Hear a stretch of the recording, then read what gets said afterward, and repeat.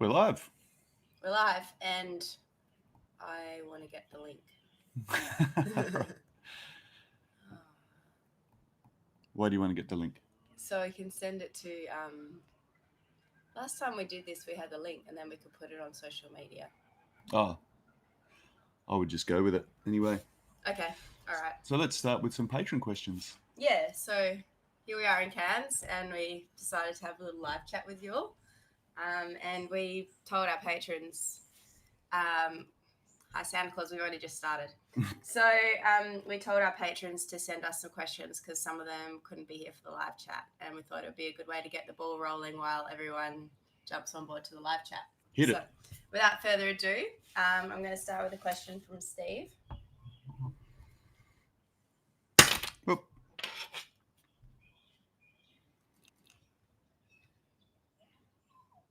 When you're looking, the context for this question is once we've finished traveling around Australia, we're going to be looking for a blue water sailboat or a bigger boat. So the context for this question is, when you're boat shopping, are you going to be looking for the boat that has been meticulously maintained and babied its whole life and pay lots more, or the boat that has been ignored, is sound, no structural issues, but has 10 years of bird crap and barnacles on it?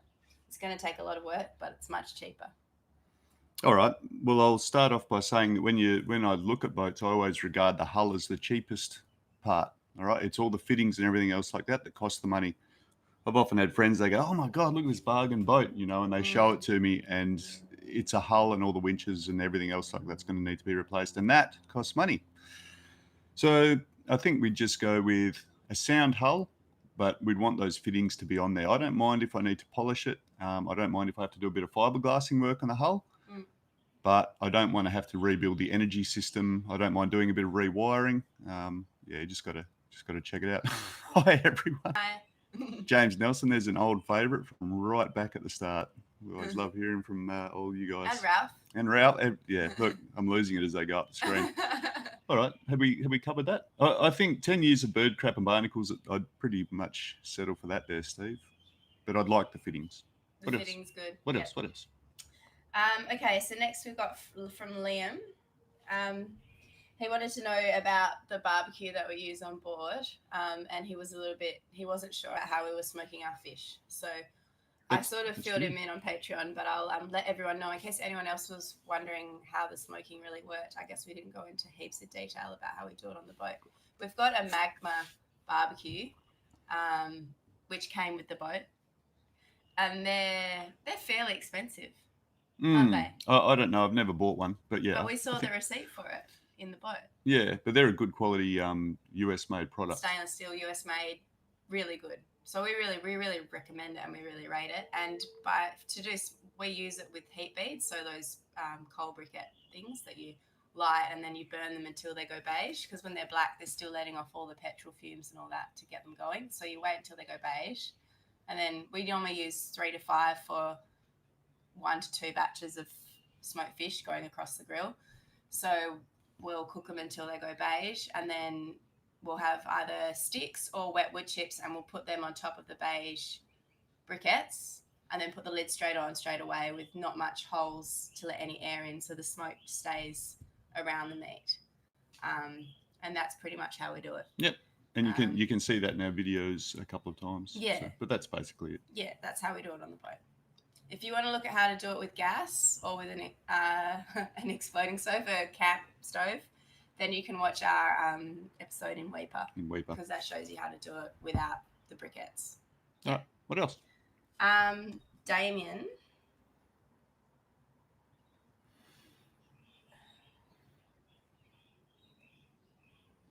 Hey, Troy and Pascal. Did either of you sail or spend a lot of time on the water as children? Do you have any particular backstory about how you came to choose your adventure? All right. So I did spend a lot of time under the water and on it, just sort of surfing and everything, but not really on boats until till about 97. But then I went there professionally. Pascal? No, I wasn't on boats at all. I just really like being by the sea and snorkeling and fishing. Warren, hi from Japan. G'day, Warren. And with regards to the adventure, you know what? I bought that boat in Cairns went down to the Whitsundays, sailed north, and just didn't turn around. Really. I got to the top of Queensland and I thought, hell, I'd like to see the Gulf. Then I got through the Gulf and I thought, well, I'd like to see the Kimberleys and Arnhem Land. And then I met Pascal. She came with me through the Kimberleys. We went down to Perth, and then we got there. We decided we liked the Kimberleys so much we turned around and came the wrong way back around Australia. So here we are, back where you started. it wasn't a meticulously planned adventure. So Okay, there's next up's from Greg. Yep.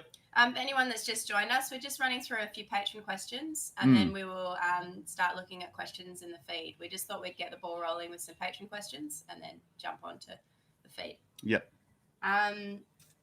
Okay. During your trip up the west coast, did you consider a visit to any of the outer islands and reefs like Rolly Shoals, Scott Reef, and the Ashmore and Cartier Islands? If so, what factors influenced your decision not to? The factors that influenced our decision not to visit some of those outer reefs was lots of government regulation and the knowledge that we were going to come to Queensland and it's just full of pretty much unregulated islands and reefs to visit. The Kimberleys, we were on a time limit. The West Coast is a big place and we're slow travellers and we really, really, really wanted to see it well. So we just sort of put off the islands and reefs till we got to Queensland because they're just in abundance. Yeah. Your transit of the horizontal waterfalls, you quote tide adjustments for the Yampi Sound tide predictions.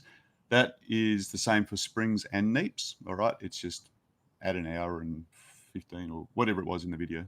Yeah. Okay. Are there any traditional landowner permissions required for going ashore in the Kimberleys? There weren't when we were there, but things are changing. So you've always got to do your homework with regards to regulations. Yeah. The pearl farms, did you encounter any when you were going through the Kimberleys and were they a problem or a hazard? There was plenty. They can be a problem or a hazard. If you had a bolt-on fin keel, I could imagine they'd be, or a bulb on the bottom, God forbid, I could imagine they'd be a huge hazard. But we've got a full keel with a cutaway forefoot, and even if we did hit one, they'd sort of slide under with minimal chaos to them or us. But they are marked on the charts, and at night time they mark them with flashing yellow lights. Yep. So, but it's always, well, they're not always on the charts though. But what I was just going to say is it's boats. So it's you've just got to look out for yourself and navigational caution. If you're worried, don't do anything at night. Yeah. We did, and we kept good lookouts, and yeah, I've got a few grey hairs. English Company Islands, remember? Yeah, but let's keep that. Okay. We know that we ramble, so we're just kind of trying. People like to ramble. Yeah. Okay, Orville. I have a question on your maintenance and cleaning. Do you have a regular day you try to do it, or just when you think it's time for it? We sort of go when we feel that it's time for it. Obviously, anything with machinery is going to have to come up with a regular schedule based on hours of use. In commercial time, in my commercial time, you would have a very structured thing that you do every day, then every week, then every month, and you supposedly cover everything. On a yacht, we haven't done that as much, but I will say that if you get into a regular routine and you set out a structure for yourself, it actually gives you a lot more freedom. You're not sitting there on your boat wondering what to do today. I found that before I'd met the lovely Pascal here, I was actually, I'd given up quite a structured life, and I just suddenly had all this free time, and I found myself confused and a little bit, I started to get a little bit depressed when I first jumped on the boat. And what it was is I had no structure to my life where I was quite used to it. So I actually did sit down. I know this sounds a bit Austrian, but I sat down, I actually put some times down and things that I was going to do through my day, and make sure the boat's ship shape, also relearning and things like that. And I found that because I didn't have to worry about what I wanted to do with my day, I actually got more freedom from it. So it's something to consider. Maybe that doesn't work for you, but I'm that kind of guy. Last but not least, we had a question from Chris about food preservation and fish preservation. I think I mentioned the last live chat that I'm working on an article, like quite a comprehensive article on this, which I will be releasing at some point in time, first to patrons and then later to everyone else, whether that's through our website or in an ebook format, because it is quite comprehensive and detailed. But I suppose, in terms of fish preservation, the main method we're using at the moment is just smoking, hot smoking. So it doesn't really last that long, as you're aware. You've got to refrigerate it in the tropics. But when we were further south, when we left Perth, we really experimented with a lot of preservation techniques that don't involve using the fridge. So we made like a tuna brazola, which was really delicious. We put a log of tuna in salt and sugar with some juniper berries, and we hung that for a couple of weeks, and that turned out really nice. It's going to have, it deserves a little segment all of its own. Yeah, actually. so I think the fish preservation, like the comprehensive fish preservation guide, will be out once we've had a few more plays around with preserving fish in those lower latitudes, because in the tropics it just doesn't really work. It's tough. It's hard salting, or it's using the methods to prolong the fish preservation, but you're not going to fully preserve it, if that makes sense. Yeah, we can only really cover that with an episode, so it's pretty much a stay tuned and hang in there. It's probably going to be an ebook, because it's already like 20 pages, that fish preservation thing. Plus there'll be recipes in there as well, so it'll be really useful for people that want to go cruising, especially on like smaller boats with not much fridge space and no freezer. Like us. Just like us. Yeah. All right, so great to see all of you people from Europe. I know that it's a little bit late there, and it's a little bit early for us. But we appreciate you if you're up late joining us now. And of course, everyone from the US and Australia. Even earlier, like Razor Blades in Adelaide. Right. It's pretty early. Yes. Oh, and I saw like someone in Perth, Craig. Oh, I can't remember up there. Someone in Perth. Yeah, it's pretty early in Perth. It's 6 a.m. on a Sunday. So yeah, sorry guys, but we appreciate it. Curious what type of educational learning experience, type of community. I moved around a lot. Pascal she's got wonderful family and parents from my perspective, and she's well educated, and I just sort of pick up stuff as we go along. Are you at the top and scrolling down? I'm scrolling very, very quickly. Okay. So do you still like the tender? Yes, we still like the tender, and we've been doing like tender refit. Because I'm not sure if any of you, if you've been following on Facebook and Instagram, you'll be aware that we couldn't pull the boat out here in Cairns. It's just full. The boatyards are full, and we weren't going to be able to get in until like this week or something, and we want to leave next week. So it didn't work out. Yeah, it was great. We had a house, we had a vehicle, we had a house with storage underneath it, and we had everything in place, but we just couldn't haul out. But them's the breaks, so we don't mind. Yeah. So anyway, we've been doing a tender refit. Because you've had the dinghy for 4 years now, haven't you? Something like that. I got that dinghy. Yeah, I started using it earnestly in 2014, and since then, those of you that regularly watch, we've seen that Pascal and I just generally jump up and down and get excited in that dinghy. We drag it over barnacle encrusted rocks. It didn't get chewed up by crocodiles like an inflatable tender might have all through the Kimberleys. Yep. It's been fairly indestructible, and I treat that thing like a commercial vessel, really. Yeah. So it's been tough. We have had to just beef up the transom. You'll be seeing that in future episodes. But yeah. Thanks for all the love that we're getting for these videos. Yeah. We really appreciate you guys, and we really like the audience that we're gathering. So. I think the Nude Latitude saw a big bump in audience numbers. We didn't, as you can see, jump on the clickbait train, did we? With that, it's up to 7 something million views, but don't worry, we're not gonna go down that path. From Tasmania, we can't wait to get down to Tassie. And sorry, Elle, I just looked at your comment. We're not going to change. I mean, if we get more followers, it won't make any difference, really. No, it'll be nice, but yeah, we're having such a positive experience. You know what? We've met some nice people here in Cairns. We've got offers to drop in and meet more people as we go down the coast of Australia, and we're going to do that. When we were here in Cairns, one of the people that visited said, "Oh, we thought you might be doing a slideshow and a presentation." But look, when we run into people, we're just going to be sitting around having a beer, just like you would at the yacht club, swap a bit of knowledge, get to know you. Unless it gets to a point where there's a lot of people that want to see us in one place. So I don't know if that's going to happen if we get to Sydney or somewhere in the States in a few years' time. It'll be like speed dating otherwise, wouldn't it? We might have to do a presentation. We'll see. Mm. Yeah. Yeah. So if anyone's got any more questions, thanks for all the love. But if you've got any more questions, we'll try and answer them there. So What if a network wanted to put you two up in a show? I don't think so. Yeah. I like doing what we do without We want our autonomy, so yeah. our anatomy. Autonomy. Come on. Mm. Yeah. Yeah, please hit the thumbs up. Thanks for our supporters that are telling everyone to hit the thumbs up. Mm. It helps generate the live chat, like pop the live chat into people's feeds. So, especially if people are subscribed and they don't have the notification bell on. So, Yep. Yep. Are you going to cross the Atlantic? We don't know. Because our plans are still a little bit vague at the moment. How's the Serenity? Yeah. This is Cairns. The airport is right next to the sea. Yeah, we've got a jet fly over here, and every now and then we'll have a train run by the backyard as well. So you will hear the train, which we actually rode on yesterday. I just seen Bigger Boat in the Future. We've talked about that just at the start, and we did talk in our last live chat. Yes, we will be getting a bigger boat if we want to go international. I suppose we can't talk about plans, but we can talk about dreams. Yeah. And so a 40-footer, crossing some more of the world's oceans, definitely.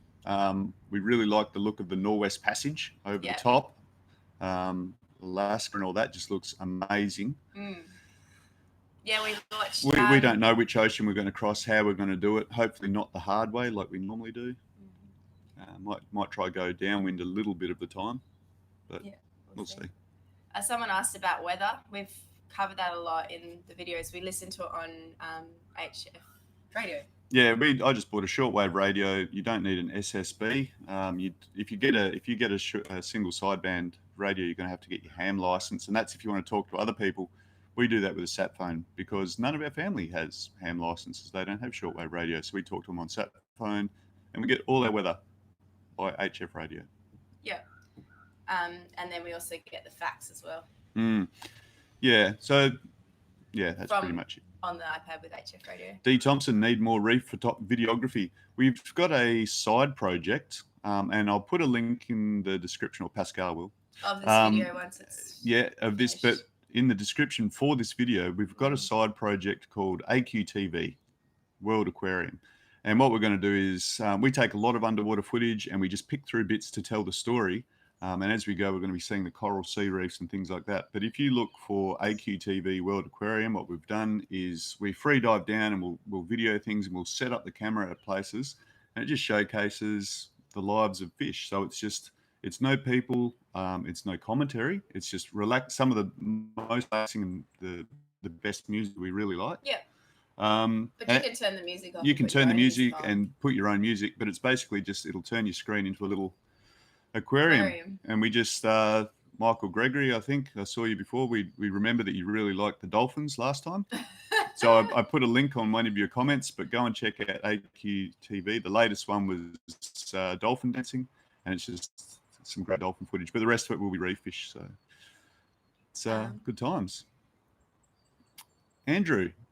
Yeah, we mentioned in a lot of other sailing channels. Yeah, thank you for regularly sending us the benefit of your knowledge. It sounds like you're a great sailor, but yeah, we don't see a lot of those other sailing channels in the comments because we're flat out, sort of busy. French Polynesia, love to do it. If you know what, if Marul had what am I trying to say? International registration instead of state registration, we would just pop over there. You know what I mean? We just jump out through Willis Islet, stuff like that. And it's no problem at all. But we don't have that registration, so we're restricted to. We will be sailing the dam hands. A big, just puddle of warm water moved in. They were tracking it. They knew it was going to happen. Blam, sat over the reef, and it's not so much the warmth because it's much warmer up near New Guinea. Well, when we were at Ashmore, and the coral was incredibly good. Yeah. But when it's a quick change, imagine if you just walked outside from a nice air-conditioned house, bam, into the heat. And you just, well, it happens to coral in a much more severe way. So between Lizard Island and Cairns, well, Innisfail, actually, south of Cairns, there was 2 cyclones, a big puddle of hot water, and it really took out a big section of the reef. But the good news is that there's some of the reef recruitment is looking pretty good. I'm talking to my old fish, my aquarium collecting buddies and coral collectors. They're saying there's good coral down around the Townsville region once you go south of Innisfail, and the recruitment and what coral is there is, it's hanging in there. It's starting to come back. A lot of the butterfly fish died off. Quite a few of the crown of thorn starfish they try and get rid of, they died off with the fast growing corals. So there's an Allberg 37. There's always an Allberg 37 for sale in Brunswick, Canada. What are your navigation logging practices? Do you keep a written log? We sure do. I keep a written log, and I also write that out, and we make it available for our patrons. It's not the one that we put up for our patrons is a little bit more story than just the dry log that I would normally write, because you probably wouldn't find it very entertaining. But a written log, we've come back to some places in the past where we thought we might not visit That's again. true. And I've had the benefit. I've gone in and I've written about the tide, what the depth was when we entered rivers, and a written log on a boat is also a legal document. So yes, written logs for your machinery spaces and for your navigation. I keep two separate ones, and I couldn't even imagine not doing it. Tin 601. Thanks very much. Dingo, hello, Dingo77. Any chance you'll go over to Lord Howe Island on your way south? I don't have a plan to at the moment, but we'll see. Yeah. Let's just say that. It looks beautiful. Yeah. It's tricky. How do you choose the beautiful music for your videos? A lot of trolling through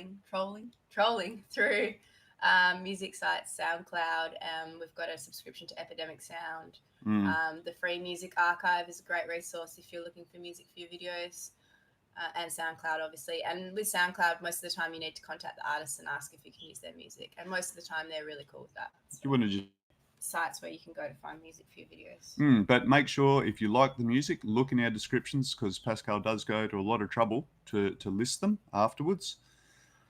And that's the same with AQTV. If you like the music off that, it's normally free music for you to download. So if you really liked it, it's a good way to get exposure to artists without necessarily reaching into your pocket.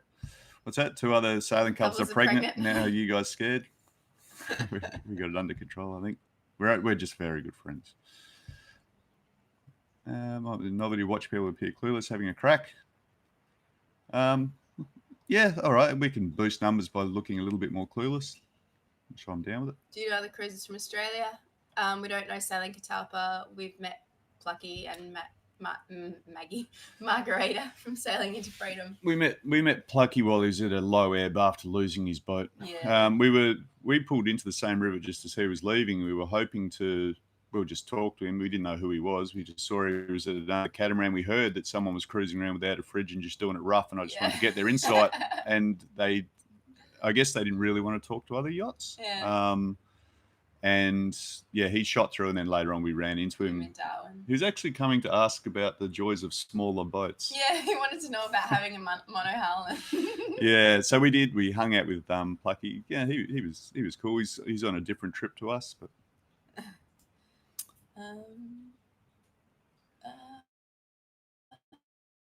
Yes, signal, and it's buffering for some people.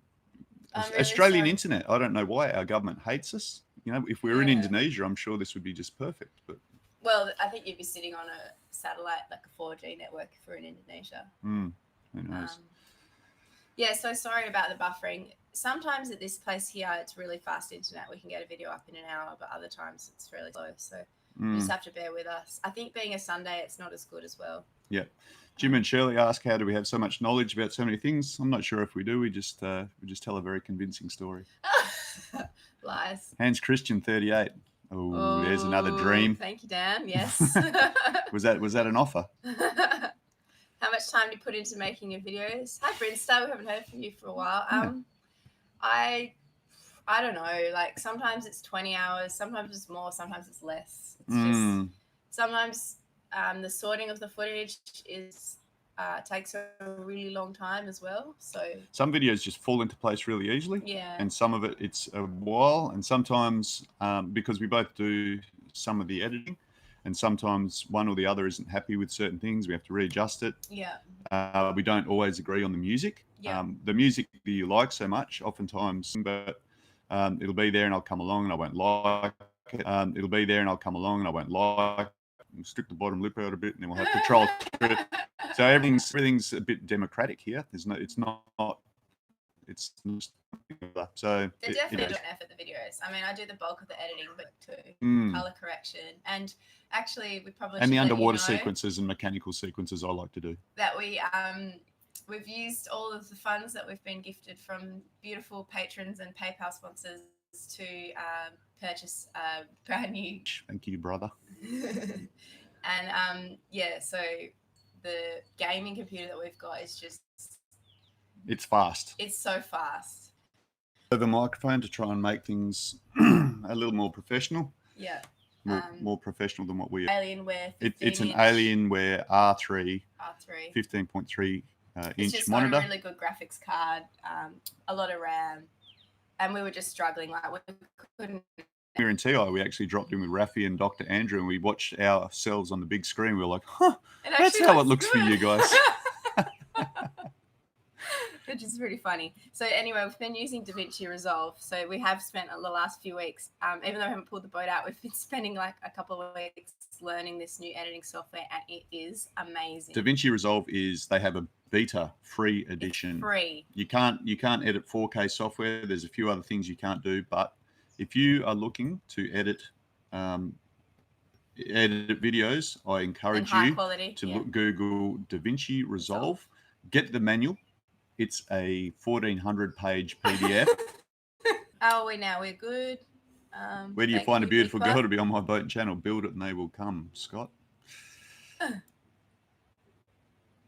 Now we're good. Where do you find a beautiful girl to be on my boat and channel? Build it and they will come, Scott.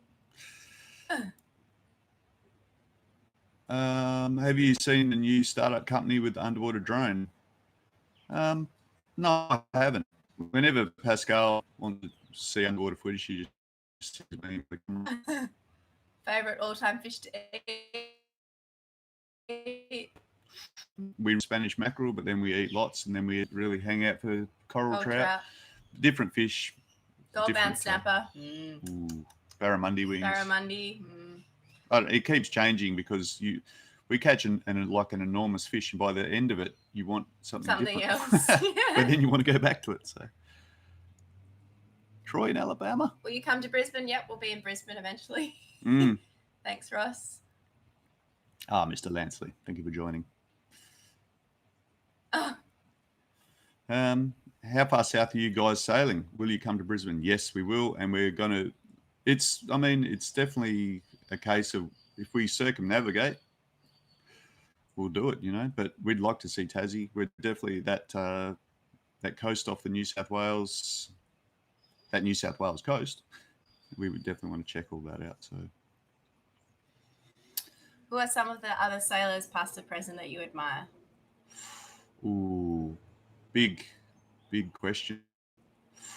Ooh, big question. There's so many. I run into people all the time. They built their own boat, and I'll always make time in my life to chat to them. I have so much knowledge from doing that. Yeah, anyone that's been sailing for a decade out there, anyone that was sailing before GPS, reliable sounders and all that sort of stuff, I'll always take time to talk to those people. And anyone that's gone through a complete bum fight out there in a boat, or had a really bad thing happen with their engine, their sails, whatever, I will always stop and just.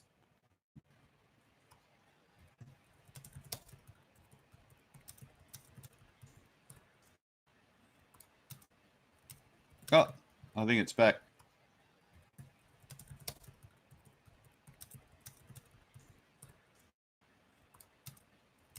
Oh, I think it's back. Sorry, we just had a little message saying that you'd lost us or we'd lost you or however it happens. I don't know whether we should try and. If I try and connect. I don't know. I don't think it'll work. So, Marul does not have a composting head. It's plumbed for seawater, and I'm actually going to build a tank at some stage. Whatever the the sewage regulations are for wherever we are. We just sort of obey them. At the moment, it's just a macerator, and in lowly populated areas of Australia, that's fine. So looks like you guys are striking a pose. That's what we do. We were frozen, but I think we're back now. Hopefully, how's the quality now? I can't believe we have better quality in the Torres Strait. We're in Cairns, which is like a city of 150,000 people. I can believe it, but that's because I'm old and cynical. I'm sure Spiro83, I would like your father. That sounds like a total adventure. What did he say? Yeah. Oh, he's a Robert Spray. Don't worry. Okay, that's good. Because when it is good here, it's really good. But then when it's bad here, it doesn't work at all. So, frustrating. Yeah. That's the thing with going live, huh? Oh, you just got to roll someone it. has mentioned that I look like the Mona Lisa. My cousin's in France, in Paris. Oh. Yeah. Ooh la la. Yes, it's funny that you bring that up, Jim and Shirley. That has happened before. Black Cat is available. All right. Hopefully we're back again. Yeah, the internet's really patchy, and we apologise. Where's... log back in using the 4G network on my mobile phone.